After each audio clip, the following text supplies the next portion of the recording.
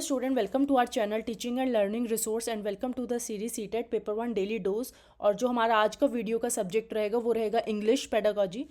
और इसमें बहुत इंपॉर्टेंट है ये वीडियो, इसलिए इसको एंड तक देखना क्योंकि क्वेश्चन जो आज डिस्कस कर रहे हैं वो बहुत इंपॉर्टेंट है एग्ज़ाम पॉइंट ऑफ व्यू से।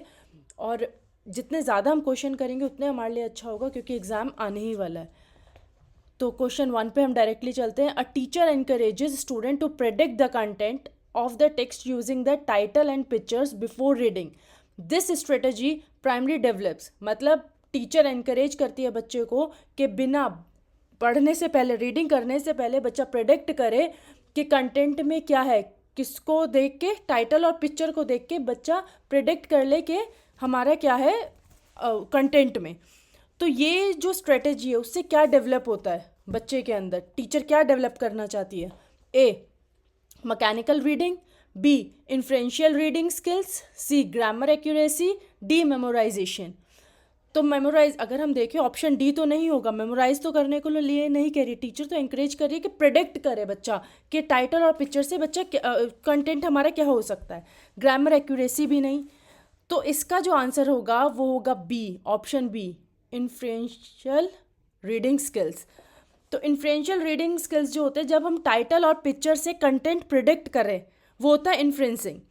तो इससे जो होगा वो इन्फ्रेंशियल स्किल्स जो होंगे हमारे वो डेवलप होंगे, जो हायर ऑर्डर रीडिंग का पार्ट है। राइट मतलब जो इसको हम लिखते हैं, जो हमारा इन्फ्रेंशियल लर्निंग है वो हमारा किसका पार्ट है ये हमें पता होना चाहिए, वो है हमारा हायर ऑर्डर का, हायर ऑर्डर रीडिंग का पार्ट है। राइट क्योंकि इसमें हम प्रेडिक्ट कर रहे हैं रीडिंग से पहले। मैकेनिकल रीडिंग क्या होगा, बिना सोचे पढ़ना। राइट मैकेनिकल रीडिंग है कि हमने सिर्फ बच्चों को करा ओपन योर बुक्स, बच्चों को टाइटल बताया और रीडिंग पढ़ना शुरू करवा दिया पढ़ना, तो वो बिना सोचे बस बच्चा पढ़ रहा है, कंटेंट पढ़ लेगा तब बच्चा बताएगा। राइट अब question 2, while teaching vocabulary, a teacher asks student to guess the meaning of a word from context. This practice support एक जब टीचर क्या पढ़ा रही है, vocabulary, राइट तो टीचर स्टूडेंट को बोलती है guess the meaning of the word from the context, कि बच्चा guess करे वर्ड का मीनिंग, जो भी पढ़ाया है कंटेक्स्ट है उसके अकॉर्डिंग बच्चा वर्ड का मीनिंग जो वो गेस करे। ये क्या सपोर्ट कर रहा है, ए रोट लर्निंग नहीं, रोट लर्निंग कब होता है, जब टीचर बता देती कि इसका मीनिंग ये है लेकिन टीचर ने क्या बोला, गेस करो। B conceptual understanding, C dictionary dependency, D spelling accuracy. तो इसका जो हमारा करेक्ट आंसर होगा वो होगा कंटेक्चुअल अंडरस्टैंडिंग। राइट क्योंकि कंटेक्स्ट से वर्ड मीनिंग गेस करना नेचुरल लैंग्वेज लर्निंग को प्रमोट करता है। राइट गेसिंग क्या होगा, नेचुरल लैंग्वेज जो बच्चों को हम सिखा रहे हैं लैंग्वेज, उससे वो नेचुरल लैंग्वेज एक्वायर करने का जो होगा वो होता है कंटेक्चुअल अंडरस्टैंडिंग, जब बच्चा गेस करता है। ए क्यों नहीं होगा, रोट लर्निंग याद करवा देते जो हमने पहले भी डिस्कस करा। डिक्शनरी डिपेंडेंसी, सी ऑप्शन जो है वो क्या है कि अपोजिट अप्रोच है इससे। डिक्शनरी बच्चों को बोलते हैं ये वर्ड है, बच्चे डिक्शनरी में से सर्च करेंगे उसको बताएंगे मतलब, तो ये क्या हो गया उसके अपोजिट। डी स्पेलिंग एक्यूरेसी, ये सेकेंडरी स्किल है, स्पेलिंग के लिए नहीं टीचर ने गेस को बोला। राइट क्वेश्चन 3, तभी मैंने कहा ये जो सारे क्वेश्चंस हैं ये बहुत इंपॉर्टेंट है।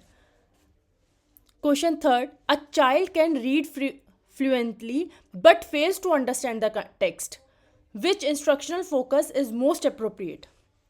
एक बच्चा रीड तो बहुत अच्छे से फ्लुएंटली कर रहा है बिना रुके, लेकिन उस टेक्स्ट को अंडरस्टैंड नहीं कर पा रहा, but fails to understand the text. Right read कर पा रहा है पर समझ नहीं पा रहा, तो कौन सा जो हमारा इंस्ट्रक्शनल होना चाहिए, हमारा फोकस वो किस पे होना चाहिए। ए स्पीड रीडिंग प्रैक्टिस पे, नहीं स्पीड रीड तो बच्चा कर पा रहा है। B silent reading only, C reading comprehension strategy, D repeated loud reading. तो इसका option C is correct, reading comprehension strategies, because fluency के साथ साथ अंडरस्टैंडिंग के लिए प्रिडिक्शन, क्वेश्चनिंग, समराइजिंग जैसी स्ट्रेटेजीज ज़रूरी होती है। राइट तो इसलिए क्या होगा, समझने के लिए रीडिंग कॉम्प्रिहेंशन स्ट्रेटजीज। ए क्यों नहीं होगा, स्पीड रीडिंग प्रैक्टिस अंडरस्टैंडिंग को और बिगाड़ सकता है कि सिर्फ स्पीड में जल्दी जल्दी बच्चा पढ़ रहा है, तो अगर वो धीरे धीरे पढ़ेगा तो शायद और समझ पाएगा, लेकिन अगर हम उसको स्पीड रीडिंग पे फोकस देंगे तो वो सिर्फ रीडिंग पे फोकस होगा। बी क्यों नहीं होगा, साइलेंट रीडिंग ओनली, स्ट्रेटेजी ही नहीं होती साइलेंट रीडिंग ओनली। और जो डी है, रिपीटेड लाउड रीडिंग, फ्लुएंसी, इससे क्या होगा, फ्लुएंसी अच्छी होगी, बच्चा तेज तेज बोल रहा है, पढ़ रहा है, फ्लुएंसी अच्छी होगी, लेकिन कॉम्प्रिहेंशन अंडरस्टैंडिंग नहीं अच्छा होगा। Question fourth, which classroom activities best promote critical thinking in English language learning. कौन सी क्लासरूम एक्टिविटी है जो बेस्ट प्रमोट करती है critical thinking in English language, right? कौन सी क्लासरूम एक्टिविटी है जो क्या प्रमोट करती है, critical thinking in English language? A, answering factual questions, B, memorising poems, C, discussing multiple interpretation of a text, D, copying notes. तो इसका जो correct answer होगा, क्योंकि क्रिटिकल थिंकिंग डेवलप करनी है, तो option C is correct, that is discussing multiple interpretation of a text. कि individual difference है, हर बच्चा अपने अकॉर्डिंग सोच रहा है और उसके बाद उसको डिस्कस करेंगे तो बच्चे की क्रिटिकल थिंकिंग डेवलप होगी। Question fifth, the use of pair of work group in English classroom mainly helps in developing, इसको हम हाईलाइट कर लेते हैं, the use of pair and group work, right? English classroom में पेयर में और group work करने में क्या डेवलप होगा बच्चे का इंग्लिश क्लासरूम में? क्या होगा? A, individual competition, B, passive listening, C, communication skills, D, examination skills. तो अगर ग्रुप वर्क है या पेयर में बच्चा काम कर रहा है तो उससे क्या डेवलप होगा बच्चे के? Communication skills. Question six, a teacher integrate listening, speaking, reading and writing in one lesson. This approach reflects, एक टीचर सारे स्किल्स को, लैंग्वेज के 4 स्किल्स होते हैं, that is listening, speaking, reading and writing, तो टीचर इंटीग्रेट इसको सारे skills को इंटीग्रेट कर रहा है एक ही लेसन में। तो ये अप्रोच कौन सी होती है? A, fragmented skills teaching, B, integrated language learning, C, grammar translation method, D, audio lingual drill. तो इसका करेक्ट आंसर क्या होगा? B, integrated language learning, right? Question 7 पे अब हम चलते हैं। When teacher write their own ending to a story, the teacher is encouraging. एक teacher when student write their own endings to a story, एक हर बच्चा, टीचर ने स्टोरी बताई लेकिन उसका एंड छोड़ दिया और हर बच्चे को बोला कि इसका एंड अपने अकॉर्डिंग लिखो, तो टीचर बच्चे के अंदर क्या डेवलप कर रहा है? A, mechanical writing, B, guided memorization, C, creative and divergent thinking, D, copying skills. तो हमने पहली बार बहुत सारे क्वेश्चंस पे सब्जेक्ट में अलग अलग तरीके से ये चीज़ डिस्कस करी है, क्योंकि क्वेश्चन रिपीट नहीं हुए लेकिन टॉपिक ज़रूर रिपीट हुआ है कि डाइवर्जेंट थिंकिंग क्या होती है, क्रिएटिव थिंकिंग क्या होती है। तो इसके अकॉर्डिंग हर बच्चा खुद लिख रहा है एंडिंग, तो बच्चे की क्रिएटिविटी और डाइवर्जेंट थिंकिंग जो है वो डेवलप हो रही है। नाउ क्वेश्चन एट्थ हम देखते हैं, which assessment method best evaluate higher order language skills. कौन सा असेसमेंट मेथड है जो बेस्ट है किसको इवेल्युएट करने में? हमें ये देखना है किसको इवेल्युएट करना है, higher order language skills. A, objective grammar test, B, dictation, C, portfolio assessment, D, spell check exercise. तो इसका करेक्ट आंसर होगा सी, पोर्टफोलियो असेसमेंट। देखो ऑब्जेक्टिव ग्रामर टेस्ट क्या होंगे, एक क्वेश्चन 4 ऑप्शन, तो इससे हायर ऑर्डर थिंकिंग स्किल बच्चे की नहीं डेवलप होगी।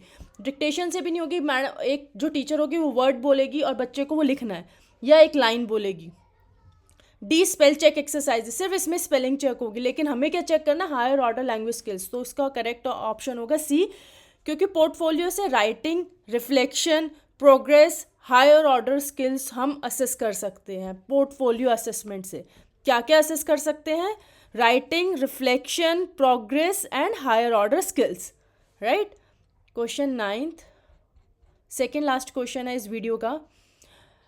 allowing student to respond to a poem in their own words mainly support, right? allowing student to respond to the poem in their own words, poem teacher ने पढ़ाई और बच्चे को बोला अपने वर्ड्स में इसको एक्सप्रेस करो, रिस्पॉन्स दो।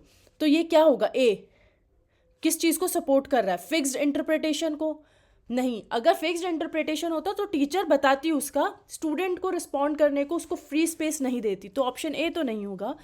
बी, टीचर सेंटर्ड लर्निंग, नहीं, स्टूडेंट को उन्होंने चांस दिया है ताकि स्टूडेंट अपना जो क्रिएटिविटी है वो डेवलप हो, तो बी ऑप्शन भी नहीं है। C, personal engagement with text. D, rote appreciation. तो इसका करेक्ट आंसर क्या होगा? Option C, personal engagement with text, because poem पर अपनी लैंग्वेज में रिस्पॉन्स देना इमोशन, कॉग्निटिव एंगेजमेंट को बढ़ाता है। Question 10th, last question. According to NCF, language learning is primary classes should focus mainly on. जो एनसीएफ के according to NCF, language learning जो होती है वो प्राइमरी क्लासेस में किस चीज़ पे फोकस होना चाहिए? A, correctness of grammar only. B, examination oriented teaching. C, meaning making and communication. D, memorization of rule. तो प्राइमरी क्लासेस में हमें ये ध्यान रखना है, कौन सी क्लासेस का पूछा गया है? प्राइमरी क्लासेस में हमारा जो फोकस होता है, एनसीएफ का जो फोकस है वो है मीनिंग मेकिंग एंड कम्युनिकेशन। बच्चे को मीनिंग पता होना चाहिए, लैंग्वेज बोलना समझना आना चाहिए, कम्युनिकेट करना आना चाहिए, ये मेन फोकस होना चाहिए हमारा लैंग्वेज का। तो इस वीडियो को देखने के लिए thank you so much. Video को लाइक, शेयर, सब्सक्राइब एंड इसको और ज़्यादा शेयर करो ताकि सब बच्चे इसका बेनिफिट उठा पाए, क्योंकि एग्ज़ाम बस नेक्स्ट मंथ में, स्टार्टिंग ऑफ फेब में एग्ज़ाम कंडक्ट होने वाला है, तो ये वीडियो बहुत इंपॉर्टेंट है इन सब के लिए। Thank you so much.